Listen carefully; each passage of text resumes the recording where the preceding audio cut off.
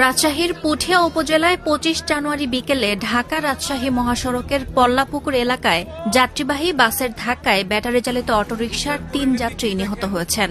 নিহতরা হলেন রাজশাহীর বরেন্দ্র বিশ্ববিদ্যালয়ের ত্রিপলি বিভাগের ৩য় বর্ষের শিক্ষার্থী শান্ত ইসলাম।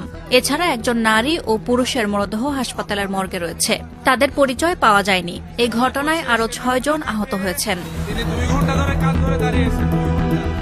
দুর্ঘটনার পর স্থানীয় বাসিন্দারা দায়ী বাস চালককে ছেড়ে দেওয়ার অভিযোগ তুলে মহাসড়ক অবরোধ করেন। উত্তপ্ত পরিস্থিতির মধ্যে বেলপুকুর থানার উপপরিদর্শক জহিরুল ইসলামকে একটি ঘরে আটকে রাখে। সামাজিক যোগাযোগ মাধ্যমে ছড়িয়ে পড়া ভিডিওতে দেখা যায় তাকে কান ধরে দাঁড়িয়ে থাকতে বাধ্য করা হয়েছে। ভিডিওতে ঘুষের বিনিময়ে বাস চালককে ছেড়ে দেওয়ার অভিযোগ তোলা হয়।